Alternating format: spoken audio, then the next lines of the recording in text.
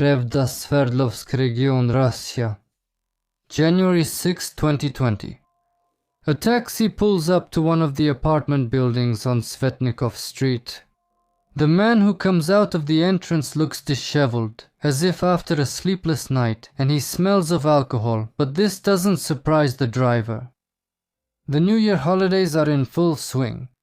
There are many passengers like that these days. The man is holding a heavy black bag which he throws into the trunk. The driver asks where to go. The man replies, to the garages, the Chasovskoy 2 Garage Cooperative. The car starts moving. The city streets are almost empty and the taxi reaches the garage cooperative quickly. It's empty behind the garages too, and there's deep untouched snow. The man pays and goes to get his luggage from the trunk. The large black bag looks heavy and keeps its shape well, the driver notes at the edge of his awareness. There is clearly something solid inside. When the car disappears from sight, the man grabs the bag's handle and slings the strap over his shoulder. The bag is indeed heavy and cold.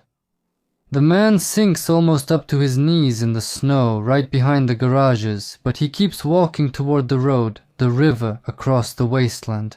After 100 steps he stops, sets the bag down on the snow, puts on his gloves and unzips it.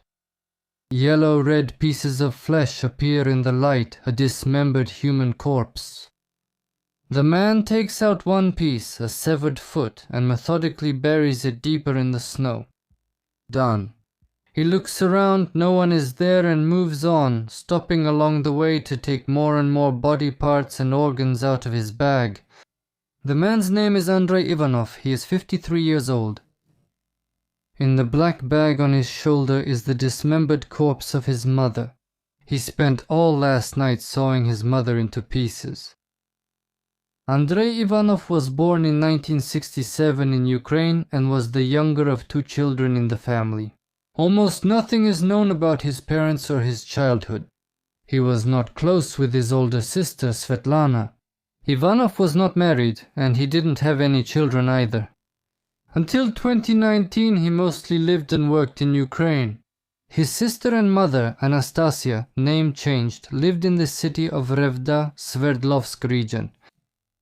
In mid-2019, Ivanov for some reason left Ukraine and came to Revda.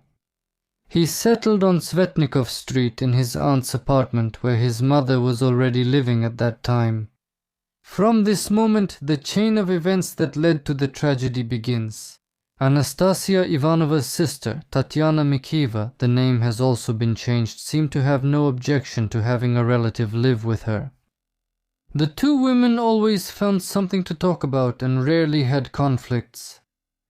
However, when Andrei, who was 52 at the time, arrived, the situation changed very quickly. In addition to the 2 elderly women, now there was also an adult man living in the apartment who needed to be fed, used water and electricity, and didn't pay a single penny for it. Tatyana, who was still working despite being of retirement age, was willing to support her nephew, but not for long. Andrei Ivanov needed to urgently find a job, and he knew it. In the first few weeks, Ivanov was settling in, visiting his sister, getting to know the city, and making himself at home. In the evenings, he browsed job ads on the internet and watched the news ticker on the local TV channel. There were no suitable job openings. But at first Ivanov wasn't worried. However, time passed and he was still being supported by his mother and aunt. Anastasia, who at first kept silent and waited patiently, eventually expressed her dissatisfaction to her son. "You promised to get a job. I understand, it's easy to live well when someone else feeds and takes care of you, but come on. Get moving," she said bluntly. Ivanov snapped back and his mother argued. That's when they quarreled for the first time. Gradually, these quarrels became almost a daily occurrence. Tatyana Mikieva worked late and most often came home when her sister was already asleep, but on weekends she took part in these quarrels too. Both women soon openly called Andrei Ivanov a dependent, a parasite. With each passing day, the irritation in his soul grew stronger. "Find a job, you idler," his mother said, but hadn't he been looking? The thing was, he was already over 50, and no one was really waiting for him anywhere. There were other applicants everywhere, Russian citizens, younger, with experience.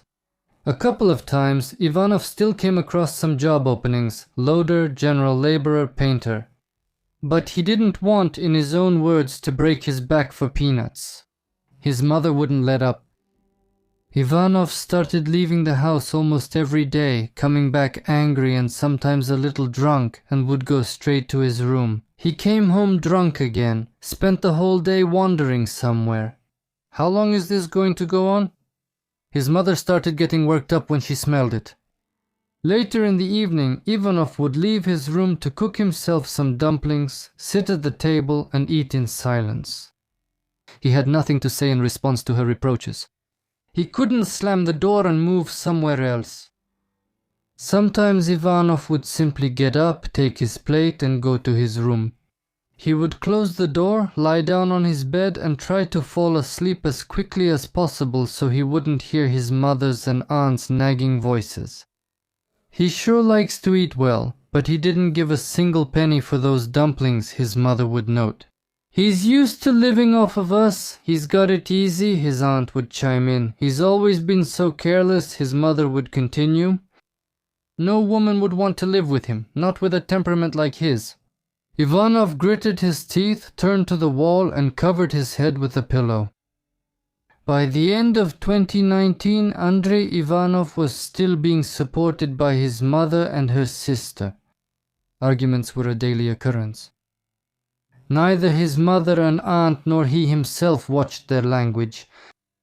Svetlana, his sister, was also aware of the situation, and Andrei almost stopped answering the phone when he saw her name on the screen. She wouldn't have told him anything new. He already knew all of it himself.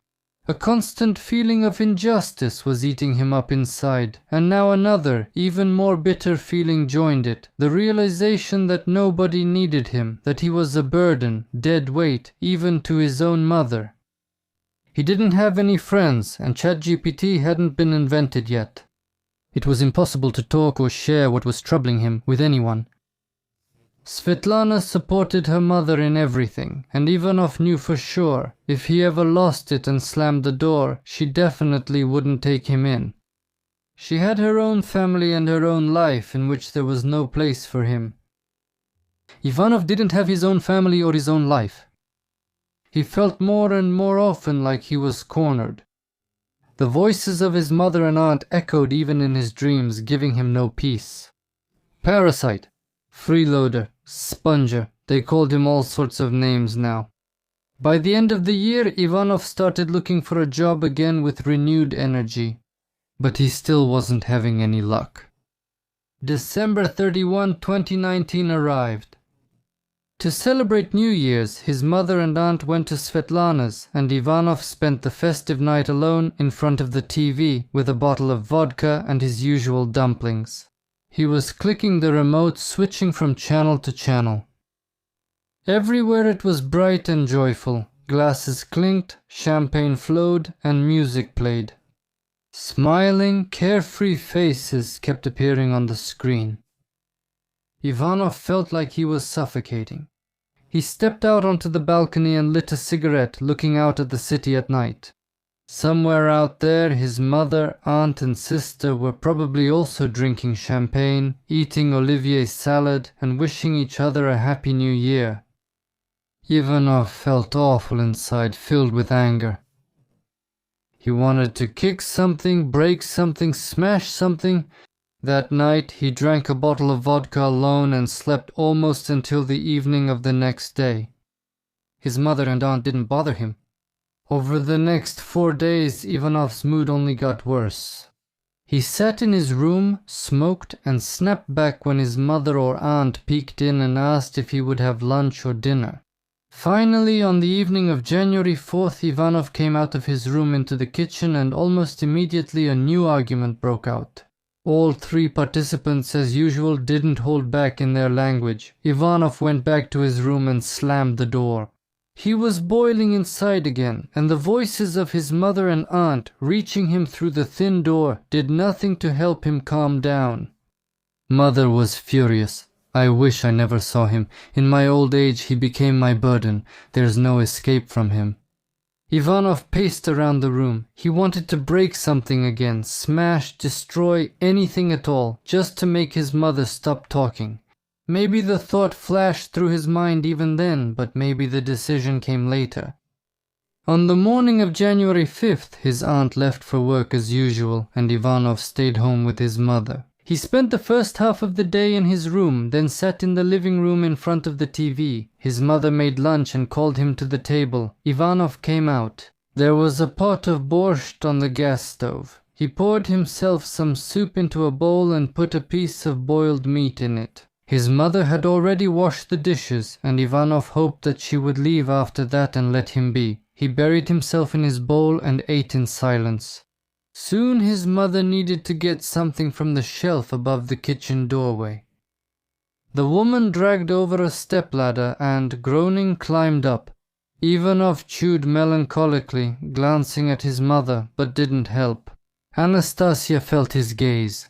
At least offer to help your mother. Did you take that piece of meat from the pot? Did you earn it? When are you going to look for a job? She started up again. This time Ivanov didn't even get angry, on the contrary. Everything in him seemed to freeze. He silently stood up and grabbed his mother by the ankle. Maybe the woman managed to understand something, maybe she tried to grab onto something. But she was no match for him. Ivanov jerked. The mother flew off the stepladder, hit the corner of the wardrobe, the wall, the step, and fell to the floor. Blood started flowing from the wound on her head, and her leg twisted at an unnatural angle. The woman was alive, groaning as she lay on the floor, trying to say something. Ivanov squeezed past the stepladder and silently brought a pillow from his room. His mother was twitching her arms and legs and groaning louder and louder. If he was going to do something, he had to do it right now. Ivanov sat down next to her and without hesitation pressed the pillow to the woman's face. He had to hold it, not for long. Anastasia hardly resisted. All this time Ivanov was surprisingly calm. His hands didn't tremble, his heart wasn't pounding. Finally his mother grew quiet. Ivanov removed the pillow and looked at the face distorted by suffocation. She definitely wasn't breathing. She died. A surge of grim satisfaction made him tremble. He needed to get rid of the body before his aunt came back. She was supposed to come back from work late, so there was still time. But Ivanov couldn't imagine how to take the body out of the house without attracting attention. He didn't have a car. The corpse didn't weigh that much, but one of the neighbors could notice a person carrying a suspiciously shaped object out of the building, and then Ivanov would be in serious trouble. He needed a plan, he needed more time.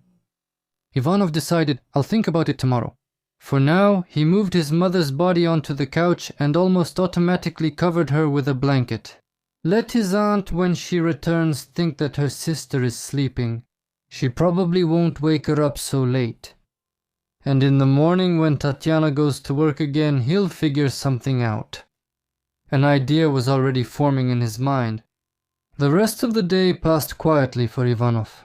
He put away the stepladder and methodically washed the floor in the kitchen and the hallway. If anything, he could always say that his mother did it. Later, feeling hungry, he took another piece of meat from the pot of borscht and ate it, relishing every bite. And then he went to the living room, where his dead mother lay on the couch covered with a blanket, and sat down in the armchair next to the couch. Turning on the TV, he started watching some show. He hardly looked at his mother. He didn't want to touch the dead body to check if it had cooled down or not. When his aunt came back from work, Ivanov was already in his room. Now his hands were shaking and his head was spinning from anxiety. What if his aunt decided to wake up his mother? Even worse, if she listened closely, she would notice how quiet it was in the room, and if she looked carefully, she would see that her sister lying on the couch, who seemed to be sleeping, was actually not breathing at all. Ivanov stayed still.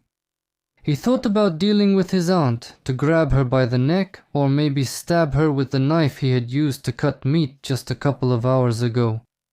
But he couldn't imagine how to get rid of two bodies at once afterward. No, he needed to act carefully. First, his mother. Aunt's turn will come later. Tatiana ate and almost immediately went to bed. She had to leave for work at 6 in the morning. The house became completely quiet. Ivanov also turned off the light, but he lay in the dark for a long time. Sometimes it seemed to him that he could hear someone's footsteps and breathing in the hallway. He would jump up. Could it be that his aunt had woken up? What if she suddenly gets suspicious? But apparently his nerves were just giving out. Aunt was asleep, and the dead don't walk around the house, not even at night. That night, Ivanov slept poorly. Only after his aunt left did he finally allow himself a couple of hours of sleep, at least a little rest before a hard day. And the day ahead was indeed going to be a hard one. Ivanov pulled a bag out of the closet, the one his aunt used to store old clothes, and shook out its contents. The plan was simple. If it was impossible to take the body out whole without attracting attention, that means it would have to be taken out in parts. His aunt had a meat cleaver. A hacksaw or a saw turned up from somewhere too. Ivanov cleared the bathroom and carefully carried his mother's body there. It was cold and lifeless. Ivanov looked for the last time at the face of the woman who gave birth to him and got to work. He spent several hours working on it. After carefully dismembering the body, he placed the severed limbs and internal organs into a bag. The head fit in there as well. After zipping up the bag, Ivanov felt tired. His hands were shaking. The sleepless night before was taking its toll. He decided, I'll get rid of the body tomorrow and I'll tell my aunt some made-up story. Ivanov dragged the heavy bag out onto the balcony and pushed it into the corner. His aunt hardly ever looked out there in the winter, and if she did, he would act according to the situation. Then Ivanov thoroughly cleaned the bathroom, the hallway floor, made dinner, and sat down in front of the TV, this time on the couch. After flipping through the channels, he stopped on some TV series again, but he hardly noticed what was happening on the screen. His mind was racing, thinking about where to take the body. What should he say to his aunt? An ideal place would be some forest, a dump outside the city, or a vacant lot. Soon, Ivanov remembered the Chasovskoy two-garage cooperative. The cooperative was far from home, and behind it was a vacant lot. The Chasovaya River flowed nearby, and Ivanov decided that he would scatter the remains there. The snow behind the garages was deep. It would hide the tracks instantly. And in the spring, when the thaw reveals the body, nothing can be proven anymore. When his aunt came home late, Ivanov had to improvise. Not having come up with anything better, he said that his mother felt unwell and was taken to the hospital. The woman immediately became alarmed. What happened? Which hospital? Where was she admitted? Ivanov shrugged his shoulders. She clutched her heart. She felt unwell. I don't know which hospital they took her to. I'll call tomorrow and find out everything. It was already late, and that worked in his favor. The aunt dialed her sister's number. The phone was turned off. She's probably already asleep. Ivanov noticed this while still sitting on the couch and looking at his hands. He didn't know what he would do if his aunt didn't believe him. But the woman was tired after work, and the next morning she had to get up early again.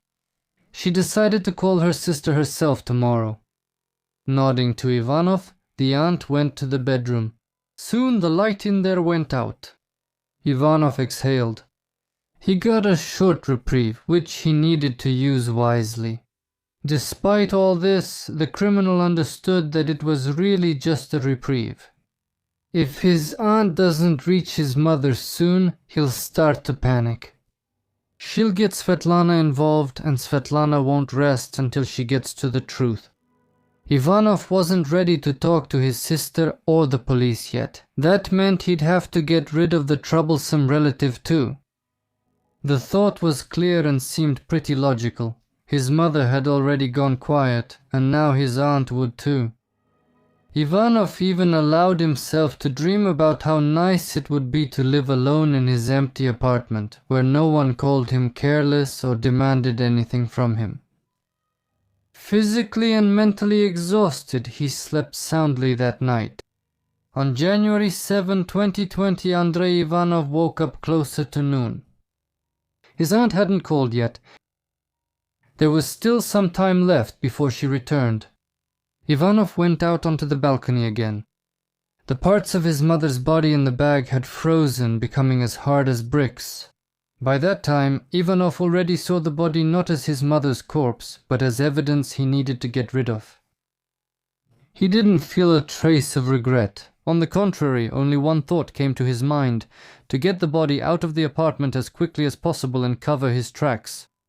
Ivanov called a taxi and left the building, trying to look casual. He tossed the bag into the trunk. After getting out of the car near the cooperative, he let the taxi go and wandered across the wasteland. There really was deep snow behind the garages. Ivanov looked around. There wasn't a soul in sight. He opened his bag and trudged through the snow. Not just randomly, but wisely, scattering the remains and burying them deeper in the snow.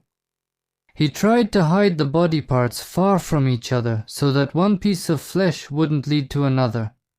He didn't leave any bloody traces. As it would later turn out, he scattered the remains within a radius of about half a kilometer from the starting point. After finishing the business he came for, Ivanov returned to the garages and called a taxi. He felt exhausted, like after a hard day's work.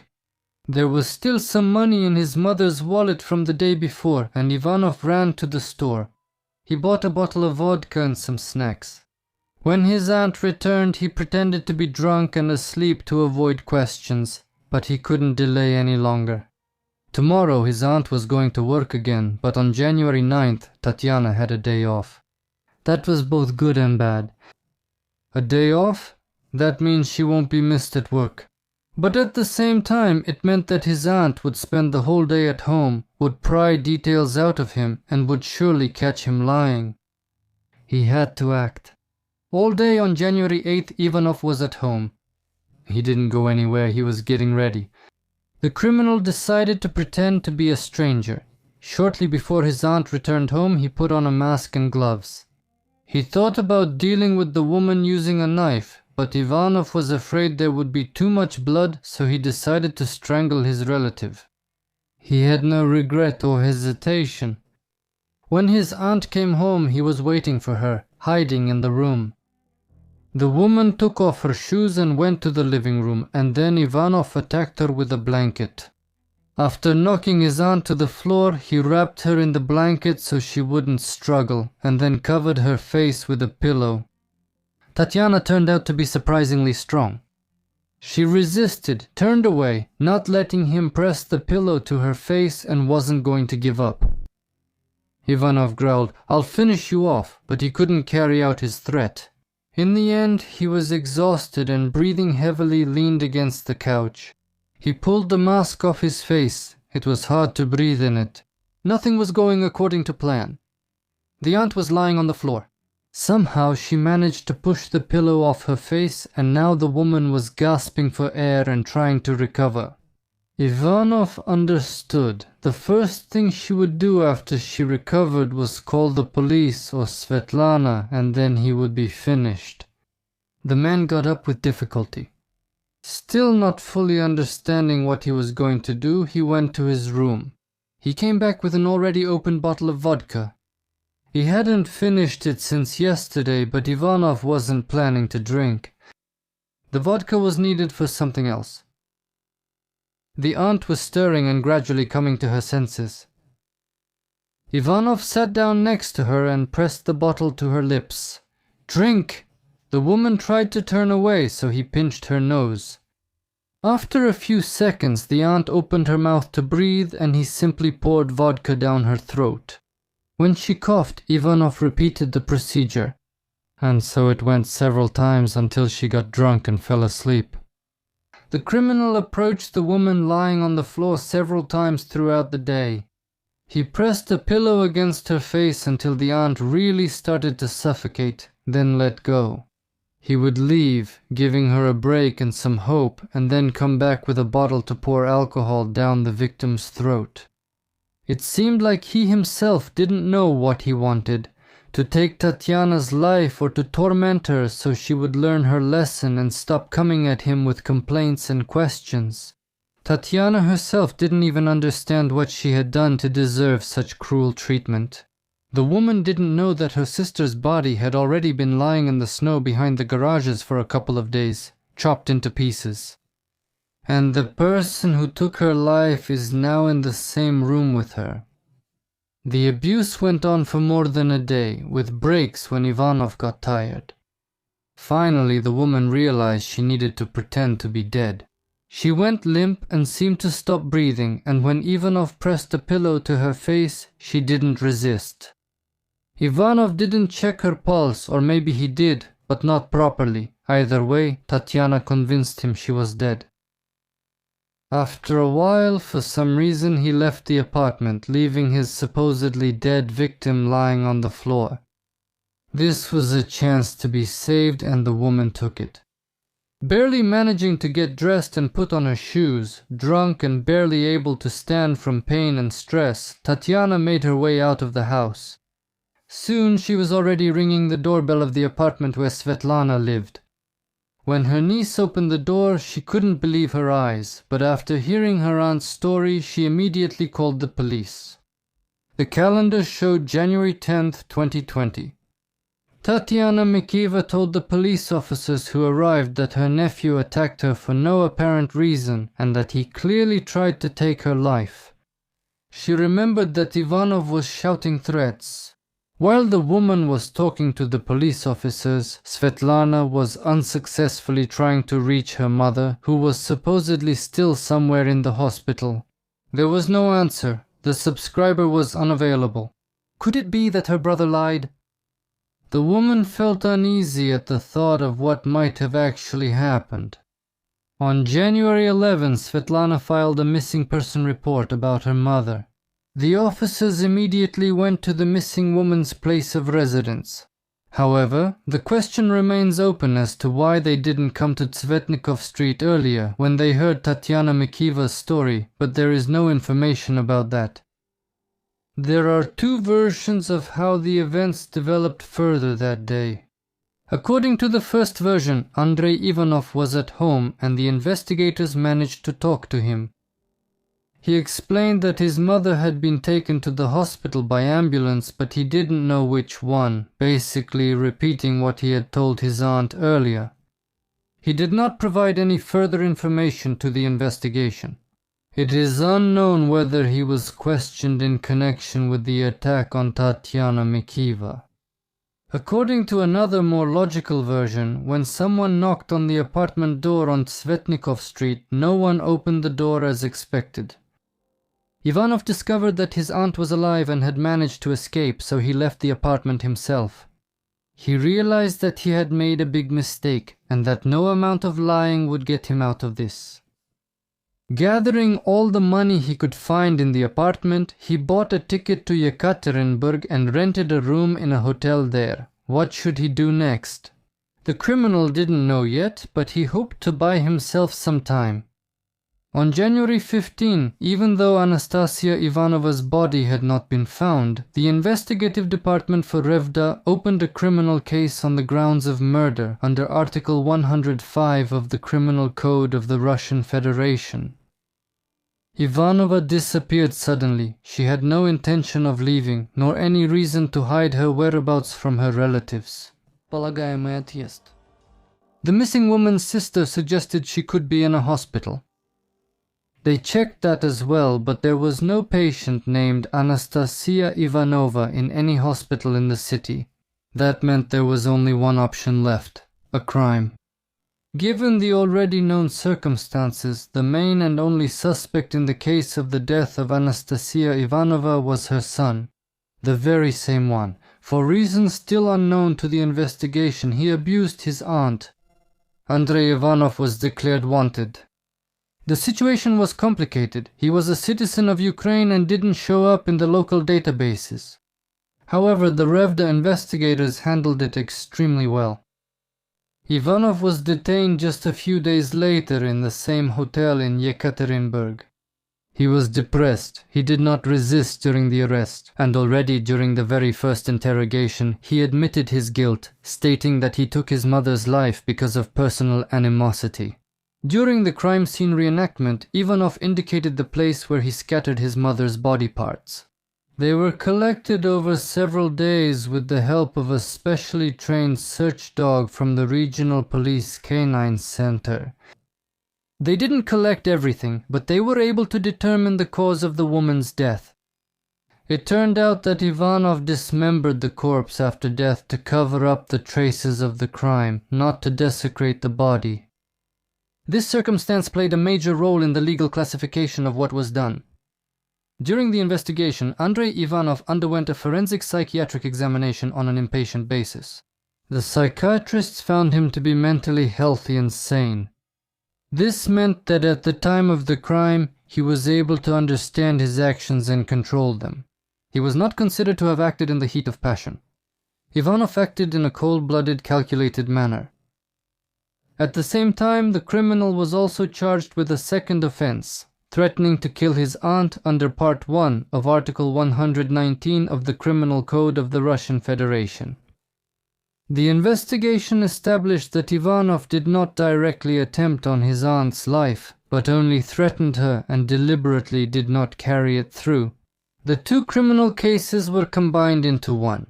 Ivanov actively cooperated with the investigation and helped establish the circumstances of the crime. They did not delay the case, and already in October 2020, the Revda City Court delivered a verdict against 53-year-old Andrei Ivanov. But before we get to that, let's try to analyze Ivanov's personality.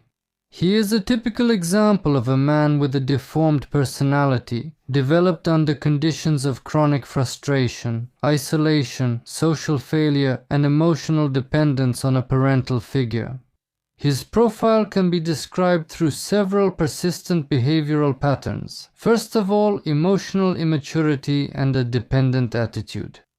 Ivanov spent his whole life in the role of a child dependent on his mother, never started his own family, and didn't have a stable job either. Essentially, he remained dependent on his relatives, primarily on his mother. Failures in the new place in Revda sharply intensified his feelings of inadequacy, which he was unable to process constructively. Secondly, impaired self-esteem and a vulnerable ego. A constant feeling of shame and humiliation. They don't accept me, they consider me a burden. Combined with a lack of support and criticism from others, this led to a buildup of toxic affect. A mix of aggression, despair, and a sense of rejection. Thirdly, increased rigidity and a limited range of behavior. Ivanov couldn't adapt to the new conditions, ended up with a low-prestige job, and withdrew into himself. His actions became cyclical and routine: dumplings, television, vodka, and any departure from what was familiar, even something like moving, intensified his internal conflict. Fourth, low impulse control and suppressed aggression. He didn't express anger directly but bottled it up for months, and eventually it broke out in the form of brutal violence. At first against the backdrop of cold detachment, and then with elements of a sadistic game and abuse toward his aunt. Fifth, a psychopathic trait, a lack of empathy at the time of the act. Ivanov demonstrates remarkable cold-bloodedness both in taking his mother's life and in dismembering her corpse. He behaves methodically and shows no obvious signs of remorse. This indicates an internal emotional numbness, possible dissociation, which helped him carry out his actions with minimal conscience reaction. Sixth, late remorse. After his arrest, he showed remorse, admitted his guilt, and asked for forgiveness. This may indicate either a return to emotional contact after a breakthrough, as seen in people with a depressive dependent profile, or strategic behavior in court. Possible diagnosis, unofficial of course and only probable, but based on the structure of his behavior are firstly a dependent avoidant personality disorder within the depressive spectrum, long-term social dysfunction, avoidance of responsibility, passivity, and fear of loneliness. Combined with a sudden outburst of violence, indicate a pathological form of dependency that has lost its adaptive features. Secondly, an adjustment disorder with a prolonged depressive reaction. He found himself in a stressful situation, moving, unemployment, which he was unable to respond to adequately, and fell into a stagnant depression, with pronounced irritability, aggressive fantasies, and at the same time thoughts of taking his own life, with these fantasies being projected outward onto his mother. Thirdly, there may be a trait of dysthymia or latent chronic depression.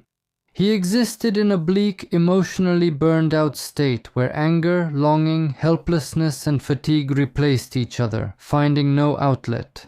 Fourthly, sadistic personality traits, not as a diagnosis but as a behavioral pattern.